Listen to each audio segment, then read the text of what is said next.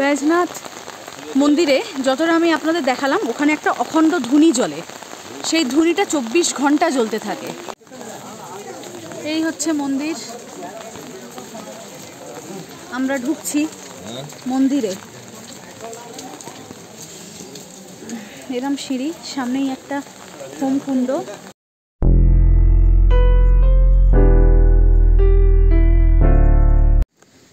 Hello friends, আজ হচ্ছে 7 October. আমরা আজকে আছি কৌশানীতে। আজকে সকাল থেকেই সারাদিন বৃষ্টি, কাল রাত্রেও হয়েছে, আজও বৃষ্টি চলছে। বৃষ্টি না কমলে আমরা পেছনে কোনো পাহাড় দেখতে পাচ্ছি না। তো এই মুহূর্তে আমি এখন দাঁড়িয়ে আছি হোটেল বুরান্সে। আজকে ব্রেকফাস্ট করে আমরা এখান থেকে চেক আউট করবো বিনসারের দিকে। বিনসার যাওয়ার পথে বেশ কিছু সাইট সিইং আছে, সেগুলো দেখতে দেখতে যাব। তবে এখনও আমাদের ব্রেকফাস্ট হয়নি, জাস্ট আজকে আমরা ঘুম থেকে উঠে ড্রেস ফ্রেস পরেছি। এরপর ব্রেকফাস্ট করব, করে চেক আউট করবো আমাদের এই হোটেল বুরান্স থেকে। সারাটা রাত বৃষ্টি হয়েছে, মেঘ পুরো নেমে এসছে এইদিকে। আমরা কোনো মাউন্টেন পিক দেখতে পাইনি, কোনো মাউন্টেন পিক। এমনকি এই জায়গাগুলোতে দেখুন মেঘ পুরো নিচে নেমে এসছে, পুরো মেঘের লেয়ার। আকাশেও যথেষ্ট মেঘ, মনে হচ্ছে যখন তখন আজকে আবার বৃষ্টি আসবে।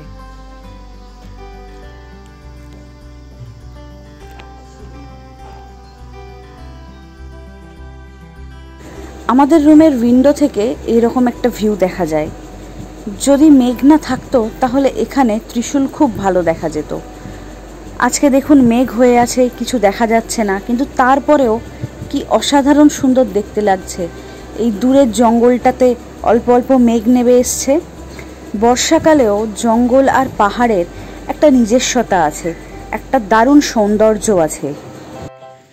এই দেখুন বৃষ্টি তো থেমেছে, কিন্তু এখনো প্রচুর মেঘলা হয়ে আছে।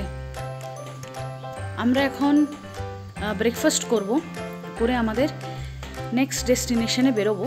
ব্রেকফাস্ট দিয়ে দিয়েছে রুমে, এখনো খাইনি, খাবো এইবারে। কিন্তু আকাশে এখনো মেঘ, ভালো মেঘ, মানে সূর্যকে তো দেখাই যাচ্ছে না। যার ফলে এখান থেকে যে রেঞ্জগুলো দেখা যায়, ত্রিশূল, নন্দাদেবী, সেই রেঞ্জগুলো একটাও আমরা দেখতে পাইনি। আপনাদের দেখাই, যে রুমগুলোতে আমরা থাকছি এক একটা রুমের না এক এক রকম নাম। 301-এর নাম হচ্ছে নন্দাদেবী। আচ্ছা, এর পাশেই আছে 302। 302-এর নাম হচ্ছে নন্দাকোট। আমরা যেটায় আছি 303, তার নাম হচ্ছে নন্দা ঘন্টি। এই দেখুন, এই দেখুন। তো এরকম এক একটা রুমের এক এক রকম নাম আছে, আরও নাম আছে, প্রচুর রুম আছে। প্রত্যেকটা মাউন্টেনের যে রেঞ্জ আছে না, সেই রেঞ্জগুলোর পিকগুলোর নাম ধরে ধরে এরা এই হোটেলের রুমের নাম রেখেছে। খুব সুন্দর প্রত্যেকটা হোটেলের রুম। আমরা এখন চেক আউট করবো হোটেল থেকে। তো আমরা এসছি আবার সেই ওই নিচে ব্যালকনির সামনে, যেখানে ওই দোলনা ছিল। এত বৃষ্টি পড়েছে আমরা দোলনায় দোলই খেতে পারিনি। যাই হোক, মেঘটা দেখুন, মানে এটাকে যদি আপনি রিভার ক্লাউডও বলেন খুব ভুল হবে না। এই মেঘটা সরছে না, আর এই মেঘটা সরছে না বলেই পেছনে পাহাড় ক্লিয়ার হচ্ছে না। এখনও বৃষ্টি আবার শুরু হলো ঝিরঝির করে। আমি জানি না আমাদের এই ট্রিপে আমরা ত্রিশূল, পঞ্চচল্লি, নন্দাঘুন্টি কিছু দেখতে পাবো কিনা। যাই হোক, আমরা এখন বেরোচ্ছি কৌশানীর হোটেল বুরান্স থেকে চেক আউট করে। আমি আগেই বলেছি আমাদের হোটেল থেকে গান্ধী আশ্রম বা অনাসক্তি আশ্রম 1 কিলোমিটার এবং 1 কিলোমিটার ওপরে। তো আমরা এখন যাচ্ছি সেই অনাসক্তি আশ্রম ঘুরবো বলে। অনাসক্তি আশ্রম যাওয়ার পথে একটা স্কাই অবজারভেটরি আছে, যদিও বৃষ্টির কারণে আমরা সেখানে যেতে পারিনি, আর আকাশ দেখা তো দূরের কথা। আমরা এখন এসে গেছি গান্ধী আশ্রমে। এই দেখুন, এই গেট দিয়ে ঢুকেছি। এই হচ্ছে গান্ধী আশ্রমের গেট। অ্যাকচুয়ালি আমরা যেখানে আছি সেখান থেকে জাস্ট 5 মিনিটস ওপরে এলে এই গান্ধী আশ্রম পাওয়া যায়। অলরেডি বৃষ্টি পড়া শুরু হয়ে গেছে। অ্যাকচুয়ালি গান্ধী আশ্রমের স্পেশালিটি হচ্ছে এইখান থেকে ওয়াইড রেঞ্জ দেখা যায়। কি দেখা যায় না? ত্রিশূল, নন্দাঘুন্টি সব দেখা যায়। কিন্তু সমস্যা হচ্ছে দেখুন বৃষ্টি পড়ছে, আর আমি তো পুরো বৃষ্টিতে ভিজছি। এইখান থেকে ওয়াইড রেঞ্জে দেখা যায়, কিন্তু আজ এই যে অনাশক্তি আশ্রম কৌশানী, কিন্তু এখানে আজ কিচ্ছু করার নেই, সমস্ত মেঘে ঢাকা। তবু আমি ভিউটা দেখাচ্ছি। এই যে দেখুন, এই দেখুন আমি একদম ব্যালকনির সামনে এসে গেছি। এইখানে থাকে পুরো ওয়াইড রেঞ্জটা, আর আজকে এখানে আছে পুরো মেঘের পাহাড়, নিচে পর্যন্ত মেঘ এসে গেছে। এই যে আজ কিছু দেখা যাচ্ছে না। আজকে আমরা যাব বিনসারে। বিনসারের হোটেল মালিক বলছে যে বিনসারে এত বৃষ্টি হয়নি, আকাশ আস্তে আস্তে ক্লিয়ার হচ্ছে। এখন দেখা যাক বিনসার আমাদের জন্য কি দেয়, আমাদেরকে কি উপহার দেয়। ওখানে বেড়াতে যাচ্ছি বলে, দেখা যাক। আর এই হচ্ছে আমাদের ফুল টিম ঢুকছে গান্ধী আশ্রমে। এই হচ্ছে গান্ধী আশ্রম। এই অ্যাকচুয়ালি আমরা যেখানে আছি তার থেকে 5 মিনিটস ওপরে এলেই এই গান্ধী আশ্রমটা পড়ে।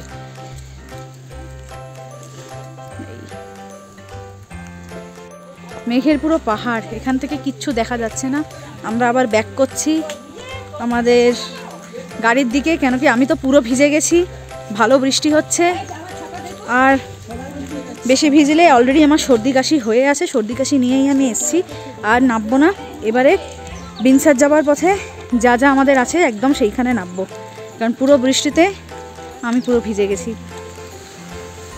গাড়িতে উঠে নেক্সট সাইট সিনের কথা জিজ্ঞাসা করাতে ড্রাইভার দাদা জানালো বৈজনাথ হচ্ছে আমাদের নেক্সট ডেস্টিনেশন, সেখানে বৈজনাথ টেম্পল আমরা দর্শন করব। তো এখন আমাদের গাড়ি রওনা দিয়েছে সেই বৈজনাথ টেম্পলের উদ্দেশ্যে। আমরা এখন দাঁড়িয়ে আছি বৈজনাথ ধামের পার্কিংয়ে। বিভৎস বৃষ্টি হচ্ছে। প্রথম রাউন্ডে ভিজেছি, তাই এখন আর ভিজবো না। এই হচ্ছে আমাদের গাড়ি, কেউ নামতে চাইছে না, আমরাই নেমেছি, আমি আর দিদি। আমরা এখন যাব বৈজনাথ ধামে, ভিজতে ভিজতেই যাবো। এসছি যখন ভাই ভিজতে ভিজতেই যাব। এই রাস্তা, এই পেছন দিক দিয়ে আমরা যাব, এই রাস্তা।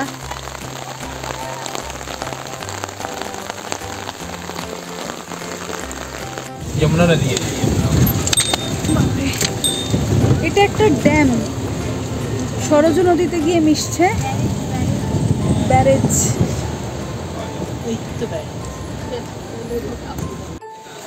এই হচ্ছে বৈজনাথ ব্যারেজ, এখানে লেখা আছে। এই যে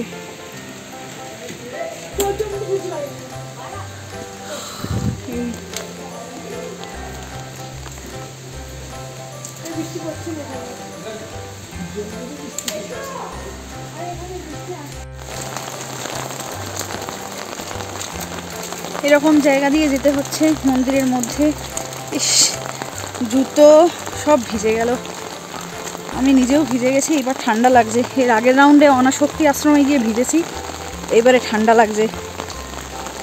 ইস, কি এত বৃষ্টি, বড় বিরক্তিকর। আর পাহাড়ের বৃষ্টি, ভাই ঠান্ডা লাগছে এবার।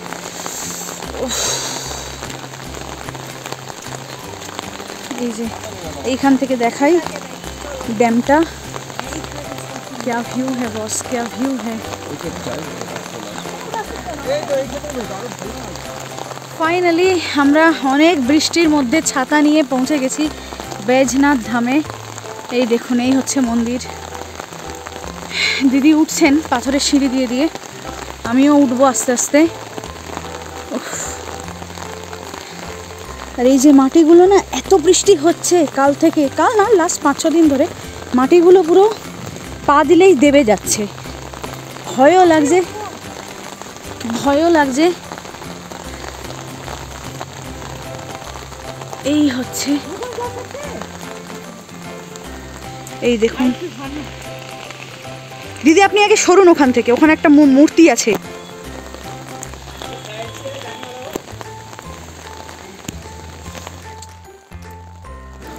12th সেঞ্চুরিতে তৎকালীন শাসক কাত্তুরি রাজারা এই মন্দিরটি প্রতিষ্ঠা করেন। এই মন্দিরে সব মিলিয়ে টোটাল 18টা মন্দির আছে, যার সবগুলি পাথরের তৈরি, এবং এই মন্দিরে পূজিত দেবতা হলেন শিব। এই বৈজনাথ টেম্পল কমপ্লেক্সটি গোমতী রিভারের ধারে অবস্থিত। কিন্তু জুতো টুতো খুলতে পারছি না, খুব অবস্থা খারাপ। এই হচ্ছে মূল মন্দির। আমরা এখন ঢুকছি বৈদ্যনাথ মানে বৈজনাথ টেম্পলে।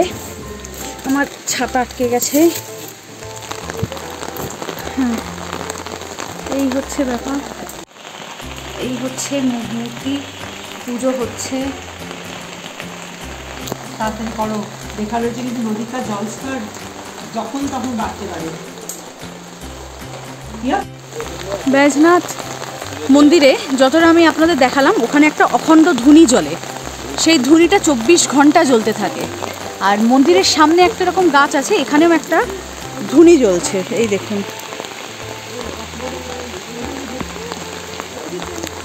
এই আর এই হচ্ছে মন্দির চত্বর। বলছে নাকি এই জলস্তর যে কোনো সময় বেড়ে যাবে।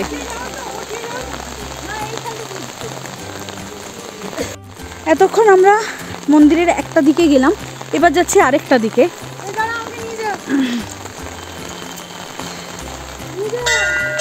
এই দেখুন, ঢোকার মুখে এরম ত্রিশূল করা আছে।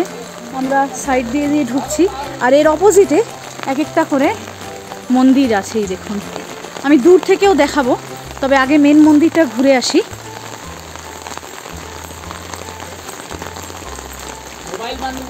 মোবাইল নেই, মোবাইল বন্ধ। ঠিক আছে, মন্দিরের ভেতরে ক্যামেরা অ্যালাউ করেনি, তাই বেশ কিছু ভিডিও করতে পারিনি। এই হচ্ছে পুরো মন্দির চত্বর। আমরা এইখানে ঢুকেছিলাম, কিন্তু এখানে হর পার্বতীর মূর্তি ছিল, উনি ছবি তুলতে বারণ করলেন, তো আমরা ছবি আর তুলিনি। আমাদের মন্দির ঘোরা কমপ্লিট। মন্দির চত্বর একবার দেখিয়ে দিই আপনাদেরকে। অ্যাজ আ হোল পুরো কমপ্লিট। এবার আমরা ব্যাক করছি পার্কিংয়ে আমাদের গাড়িতে।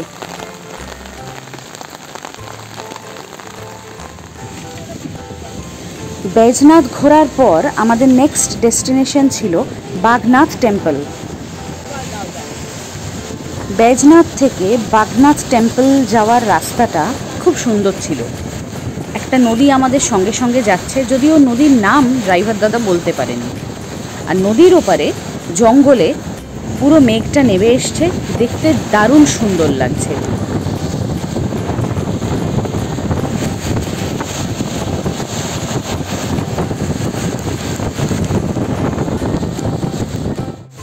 বৈজনাথ ঘুরে আমরা এখন এসেছি বাঘেশ্বরে। এই যে মন্দির, আমরা ঢুকছি বাগনাথ টেম্পলে। ব্যাপক বৃষ্টি পড়ছে, বৃষ্টি কিছুতেই কমছে না।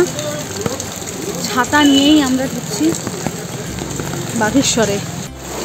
এইরকম রাস্তা দিয়ে দিয়ে যেতে হয় বাঘেশ্বর মন্দিরে। আমরা যাচ্ছি।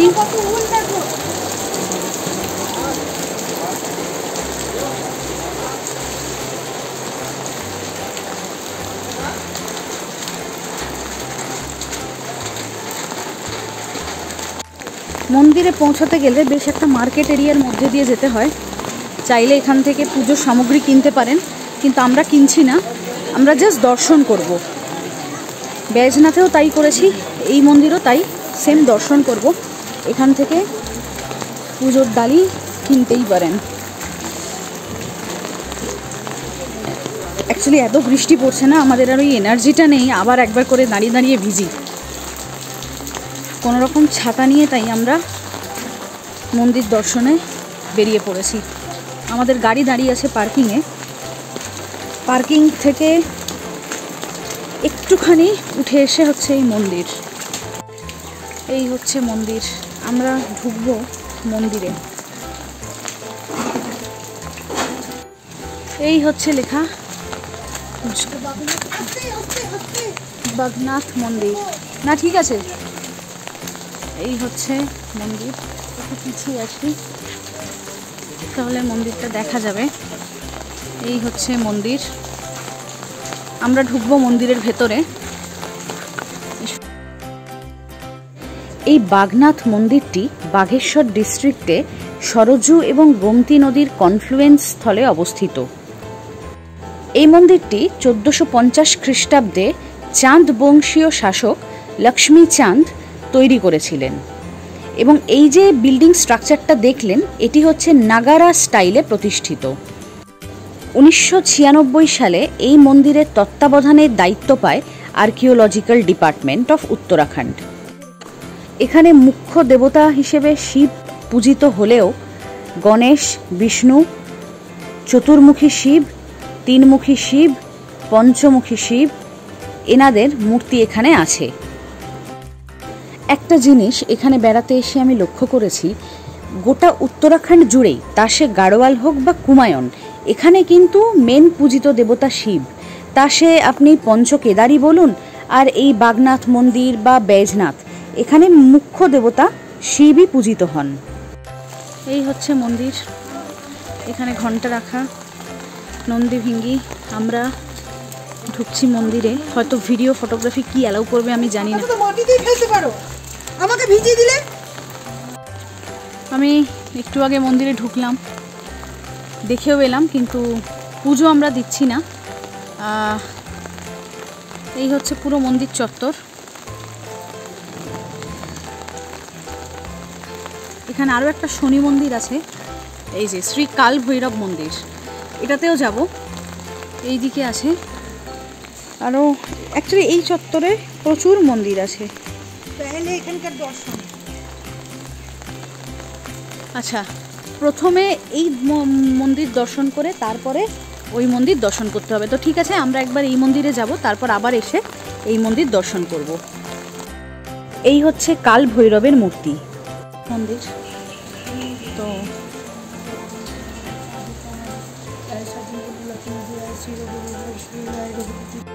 কাল ভৈরব মন্দির আমরা দর্শন করলাম। এরপর মন্দিরের পেছন থেকে একটা জিনিস দেখাই, রিভার ভিউ দেখুন। আচ্ছা, এইদিকে শ্মশানও আছে, এদিকটায় যাব না, এই দিকটা আপনাদেরকে দেখাই। এইখানে সরজু নদী এবং গোমতী নদী দুটো কনফ্লুয়েন্স হয়েছে। একটা নদী এই দিক থেকে এসছে, আরেকটা নদী এই দিক থেকে এসছে, মানে সরি ভুল বললাম, এই দিক থেকে এসে দুটো একসাথে ওই দিকে বেরিয়ে গেছে। কোন নদীটা কি আমি জানি না। যতটুকু জানতে পেরেছি, সরজু আর গোমতী নদী এখানে পরস্পর মিলিত হয়েছে এবং মিলিত জলধারা সরজু নাম নিয়ে প্রবাহিত হয়েছে সামনের দিকে।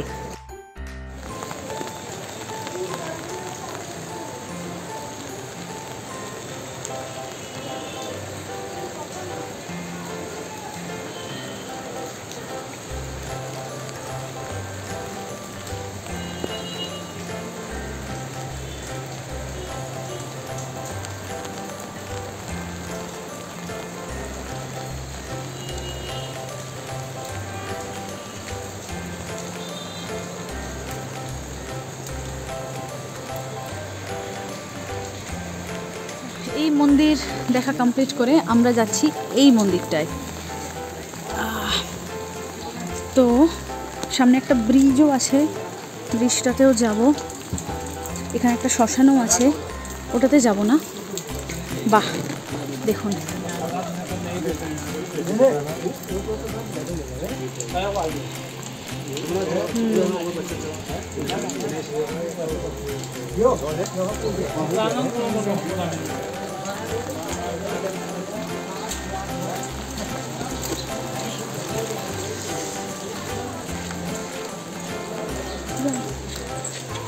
এই হচ্ছে মন্দির।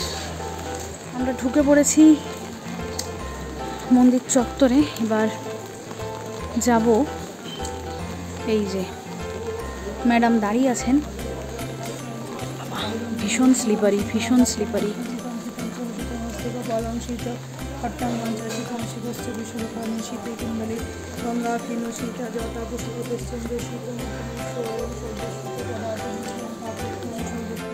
যাই হোক, মন্দির ঘোরা কমপ্লিট আমাদের। ওয়াও,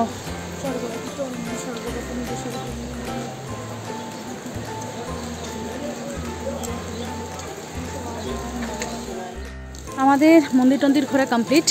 পেছনে এই যে ব্রিজটা আছে, এই ব্রিজটাতে আমরা এখন যাব। এই হচ্ছে মহাদেব আর এই হচ্ছে রিভার। একটু আগে বলছিলাম এইখানেই সরজু এবং গোমতী নদী দুটোর confluence.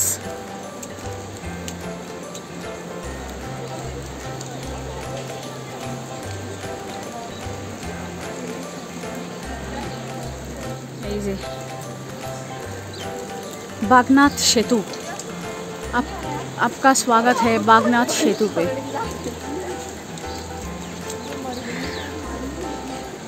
Wow, what a view, what a view. Wow, কি লাগছে দেখতে, কি লাগছে। পাহাড়ে বর্ষা এলে সাধারণত পিকস দেখা যায় না, বাট এখানে পিকস দেখা যায়নি, ঠিক আছে, মনে একটা দুঃখ ছিল, বাট এখানে পাহাড়ে মেঘ যা আমাদের দিয়েছে, ও হো হো হো, মার্ভেলাস। তবে এখানে রাত্রিবেলা সন্ধ্যা আরতি হয়, এই যে এই শেডগুলো দেখছেন এখানে।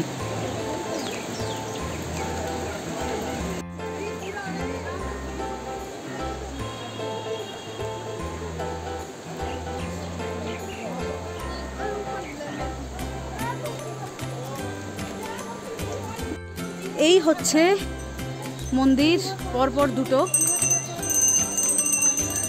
আমরা এই সব মন্দির দর্শন করেছি।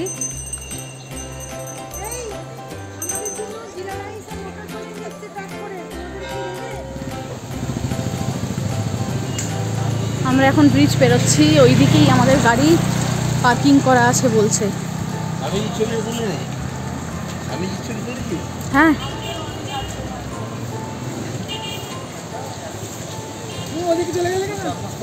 আমি তো মেন গেট দিয়ে বেরিয়েছি, আপনারা সাইড দিয়ে বেরিয়েছেন, আমি মেন গেট দিয়ে বেরিয়েছি।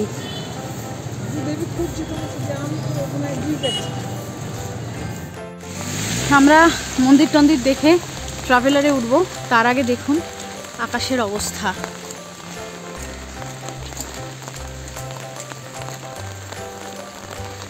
পুরো মেঘ নেমে এসছে চারিদিকে, পুরো কুয়াশা, মেঘ সব রকম।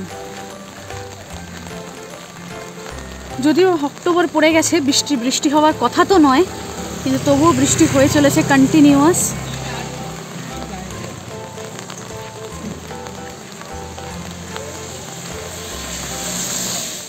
আমাদের মন্দির দর্শন কমপ্লিট। এবার আমরা যাচ্ছি পার্কিংয়ে, যেখানে আমাদের গাড়ি দাঁড়িয়ে আছে। হোপফুলি ওখান থেকে আমরা লাঞ্চটা আজকে সেরে নেব। লাঞ্চ সেরে রওনা দেব আমরা বিনসারের উদ্দেশ্যে। চলুন যাওয়া যাক পার্কিংয়ে। আজকের ভিডিও থাকলো এই পর্যন্তই। পরের দিনের এপিসোডে দেখাবো একটা সাংঘাতিক অফরোডিং এবং ল্যান্ডস্লাইডের মধ্যে দিয়ে আমাদের পৌঁছতে হয়েছিল বিনসারে। তো তার গল্প নিয়ে থাকবে পরের দিনের এপিসোড।